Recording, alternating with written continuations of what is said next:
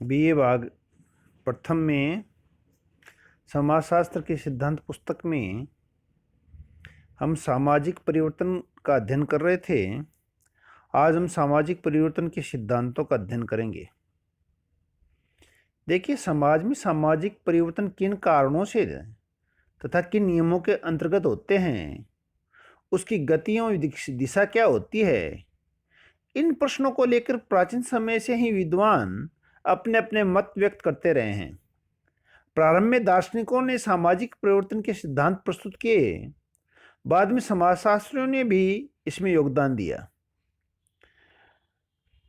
विद्वानों का विश्वास है कि समाज में परिवर्तन इन नियमों और सिद्धांतों के अनुसार होते हैं। 16वीं सदी में जिन बोर्डिन ने विश्व की अपनी विभिन्न सभ्यताओं के ऐतिहासिक अध्ययन के आधार पर यह मत व्यक्त किया कि समाज में परिवर्तन चक्रीय रूप से घटित होते हैं। यदि भी उनकी यह बात उस समय पूर्णतः स्वीकार नहीं की गई, किंतु बाद में कुछ विद्वानों ने परिवर्तन के चक्रीय सिद्धांत को जन्म दिया। 18वीं सदी में फ्रांस में यह मत प्रचलित हुआ कि विचार और चिंतन समाज में परिवर्तन उत्पन्न करते हैं। 19वीं सदी में कॉम्ट, हिगल एवं कार्ल मानहिम जैसे विचारकों ने सामाजिक परिवर्तन के विचारों की भूमिका को बहुत महत्व दिया। सामाजिक परिवर्तन के संदर्भ में उन विद्वानों ने यह सिद्धांत प्रस्तुत किए जो समाज के उद्ध विकास एवं प्रगति को समझने में रुचि रखते हैं। ऑगस्ट कॉम्ट, स्पेंसर, होबाउस आदि विद्वानों ने कहा कि सामाजिक परिवर्तन एक सीधी रेखा में कुछ निश्चित स्तरों से होकर गुजरता है और प्रत्येक समाज को इन स्तरों से गुजरना होता है। यह स्तर कौन कौन से होंगे, उनके बारे में अलग अलग मत और विचार थे। परिवर्तन की उद्विकासीय व्याख्या के विपरीत कुछ विद्वानों ने परिवर्तन की चक्रीय प्रवृत्ति का उल्लेख किया। स्पेंगलर, टोयनबी, पेरेटो, सोरोकिन ऐसे विद्वान थे जिन्होंने सामाजिक परिवर्तन के चक्रीय सिद्धांतों का प्रतिपादन किया। उनके अनुसार जहां से समाज में परिवर्तन प्रारंभ हुआ था, वहीं पर घूम फिर कर वह फिर वहीं पर पहुंच जाता है। इस प्रकार प्रत्येक समाज में उत्थान और पतन के दौर से गुजरता है।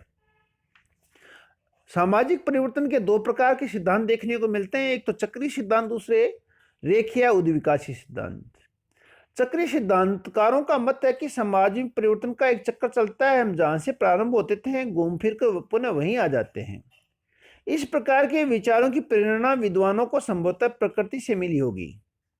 प्रकृति में हम देखते हैं कि जिस प्रकार से ऋतुओं में चक्कर पाया जाता है, उसी प्रकार से सभ्यता और संस्कृतियों में भी चक्कर पाया जाता है, सामाजिक परिवर्तन में भी चक्कर पाया जाता है।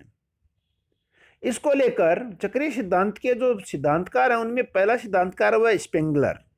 देखिए, स्पेंगलर ने अपनी पुस्तक the decline of the West पुस्तक में 1918 में यह सिद्धांत प्रतिपादित किया। इस पुस्तक में सामाजिक परिवर्तन के उद्विकासीय सिद्धांतों की उन्होंने आलोचना की और कहा कि परिवर्तन कभी भी सीधी रेखा में नहीं होता है। स्पेंगलर का मत है कि सामाजिक परिवर्तन का चक्कर चलता है, हम जहां से प्रारंभ होते हैं घूम फिर कर पुनः वहीं पहुंच जाते हैं। जैसे मनुष्य जन्म लेता है, युवा होता है, वृद्ध होता है और मर जाता है तथा फिर जन्म लेता है। यही चक्कर मानव समाज एवं सभ्यता में भी पाया जाता है। मानव की सभ्यता और संस्कृति भी उत्थान और पतन, निर्माण और विनाश के चक्कर से गुजरती हैं। वे भी मानव शरीर की तरह जन्म, विकास और मृत्यु को प्राप्त होती हैं। अपनी बात को स्पष्ट करने के लिए स्पेंगलर ने विश्व की 8 सभ्यताओं का उल्लेख किया: अरब, मिस्र, मेजियन, माया, रूस एवं पश्चिमी संस्कृतियां, और उनके उत्थान और पतन को दर्शाया। स्पेंगलर ने पश्चिमी सभ्यता के बारे में कहा कि यह अपने विकास की चरम सीमा पर पहुंच गई है। उद्योग और विज्ञान के क्षेत्र में उसने अभूतपूर्व प्रगति की है, किंतु अब वह धीरे धीरे क्षीणता व स्थिरता की स्थिति में पहुंच रही है। अतः इसका विनाश अवश्य होगा। उन्होंने जर्मन संस्कृति के बारे में भी ऐसे विचार प्रकट किए और कहा कि यह भी अपनी चरम सीमा पर पहुंच गई और इसका भी पतन निश्चित होगा। स्पेंगलर की भविष्यवाणी उस समय सत्य प्रतीत हुई जब द्वितीय विश्व युद्ध के समय जर्मनी का पतन हुआ। स्पेंगलर ने कहा कि युद्ध और शस्त्रों का निर्माण सभ्यता के पतन के सूचक है। उनका मत है कि भविष्य में पश्चिमी समाजों का आज जो दबदबा समाप्त हो जाएगा और उनकी संपन्नता और शक्ति नष्ट हो जाएगी। उन्होंने स्पेंगलर ने कहा कि दूसरी ओर एशिया के देश जो अब पिछड़े हुए हैं, कमजोर हैं, सुस्त हैं, अपने आर्थिक एवं सैन्य शक्ति के कारण प्रगति और निर्माण के पथ पर बढ़ेंगे। वे पश्चिमी समाजों के लिए एक चुनौती बन जाएंगे। इस प्रकार पश्चिम एशिया समाजों के उदाहरण द्वारा स्पेंगलर ने अपना चक्रीय सिद्धांत सामाजिक परिवर्तन पर लागू किया।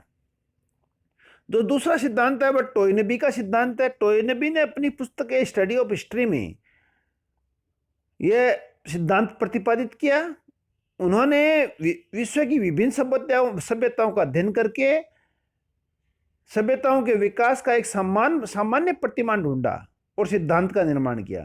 टोयनबी के सिद्धांत को चुनौती एवं प्रत्युत्तर का सिद्धांत कहा जाता है। वे कहते हैं कि प्रत्येक सभ्यता को प्रारंभ में प्रकृति एवं मानव द्वारा चुनौती दी जाती है। इस चुनौती का सामना करने के लिए व्यक्ति को अनुकूलन की आवश्यकता होती है। व्यक्ति इस चुनौती के प्रत्युत्तर में भी सभ्यता व संस्कृति का निर्माण करता है। इसके बाद भौगोलिक चुनौतियों के स्थान पर सामाजिक चुनौतियां दी जाती हैं। ये चुनौतियां समाज की भीतरी समस्याओं के रूप में अथवा बाहरी समाजों द्वारा दी जाती हैं। जो समाज इन चुनौतियों का सामना सफलतापूर्वक कर लेता है वह जीवित रहता है, और जो ऐसा नहीं कर सकता वह जो समाज इन चुनौतियों का सामना सफलतापूर्वक करता है वह जीवित रहता है, और जो ऐसा नहीं कर सकता वह नष्ट हो जाता है। इस प्रकार एक समाज निर्माण, विनाश तथा संगठन एवं विघटन के दौर से गुजरता है। सिंधु व नील नदी की घाटियों में भी ऐसा ही हुआ है। प्राकृतिक पर्यावरण ने वहां के लोगों को चुनौती दी, जिसका प्रत्युत्तर उन्होंने निर्माण के द्वारा दिया। सिंध व मिस्र की सभ्यताएं भी इसी प्रकार विकसित हुई। गंगा व वोल्गा नदी ने भी ऐसी चुनौती दी, किंतु प्रत्युत्तर वहां के लोगों ने नहीं दिया, अतः वहां सभ्यता नहीं पनपी। जब समालोचना की बात करते हैं, टोयनबी का जो सिद्धांत है वो वैज्ञानिकता से दूर एक दार्शनिक सिद्धांत प्रतीत होता है, किंतु टोयनबी स्पेंगलर की तुलना में अधिक आशावादी है। उन्होंने परिवर्तन की समाजशास्त्रीय व्याख्या करने का प्रयास किया। जो अगला सिद्धांत है सामाजिक परिवर्तन का, जो अगला सिद्धांत है वह है चक्रीय सिद्धांत। देखिए, विल्फ्रेड पेरेटो ने सामाजिक परिवर्तन का चक्रीय सिद्धांत अपनी पुस्तक अभिजात वर्ग के परिभ्रमण के सिद्धांत द्वारा प्रदान किया। अपनी पुस्तक माइंड एंड सोसाइटी में उन्होंने अभिजात वर्ग के परिभ्रमण का सिद्धांत प्रस्तुत किया। उन्होंने सामाजिक परिवर्तन को वर्ग व्यवस्था में होने वाले चक्रीय परिवर्तनों के आधार पर समझाया। उनका मत है कि प्रत्येक समाज में दो वर्ग होते हैं, एक तो उच्च जिसे अभिजात वर्ग कहा जाता है, दूसरा निम्न वर्ग। ये दोनों वर्ग स्थिर नहीं है, बल्कि इनमें परिवर्तन का चक्रीय क्रम पाया जाता है। निम्न वर्ग के व्यक्ति अपने गुणों कुशलता में वृद्धि करके अभिजात वर्ग में सम्मिलित हो जाता है। अभिजात वर्ग के लोगों की कुशलता योग्यता धीरे धीरे ह्रास होने लगता है और वे अपने गुणों को खो देते हैं तथा भ्रष्ट हो जाते हैं। इस प्रकार वे निम्न वर्ग की ओर बढ़ते हैं। उच्च अभिजात वर्ग में उनमें रिक्त स्थान को बढ़ने के लिए निम्न वर्ग में जो व्यक्ति बुद्धिमान होते हैं, चरित्रवान होते हैं, कुशल होते हैं, योग्य होते हैं और साहसी होते हैं, उपयोगी हो जाते हैं। इस प्रकार उच्च वर्ग से निम्न वर्ग में तथा निम्न वर्ग से उच्च वर्ग में जाने की प्रक्रिया चलती रहती है। इस चक्रीय गति के कारण सामाजिक संरचना में परिवर्तन आ सकता है। चूंकि यह परिवर्तन एक चक्रीय गति में होता है, इसलिए इसे सामाजिक परिवर्तन का चक्रीय अथवा अभिजात वर्ग के परिभ्रमण का सिद्धांत भी कहते हैं। पेरेटो ने सामाजिक परिवर्तन के चक्रीय सिद्धांत का उल्लेख राजनीतिक, आर्थिक एवं आदर्शात्मक क्षेत्रों में किया। अगला जो सिद्धांत है वह सोरोकिन का सांस्कृतिक गतिशीलता का सिद्धांत। देखिए, सोरोकिन ने अपनी पुस्तक सोशल एंड कल्चरल डायनेमिक्स में सामाजिक परिवर्तन का सांस्कृतिक गतिशीलता का सिद्धांत प्रतिपादित किया। उन्होंने मार्क्स, पेरेटो एवं वेबलिन में के परिवर्तन संबंधी सिद्धांतों की आलोचना की। उनका मत है कि सामाजिक परिवर्तन उतार चढ़ाव के रूप में घड़ी के पेंडुलम की भांति एक स्थिति से दूसरी स्थिति के बीच होता रहता है। उन्होंने प्रमुख रूप से दो संस्कृतियां, भावात्मक संस्कृति एवं चेतनात्मक संस्कृति का उल्लेख किया।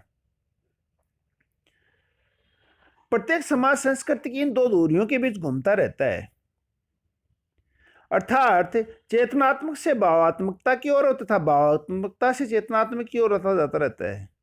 एक स्थिति से दूसरी स्थिति में जाने के दौरान मध्य में एक स्थिति ऐसी आती है जिसमें चेतनात्मक और भावात्मक संस्कृति का मिश्रण होता है।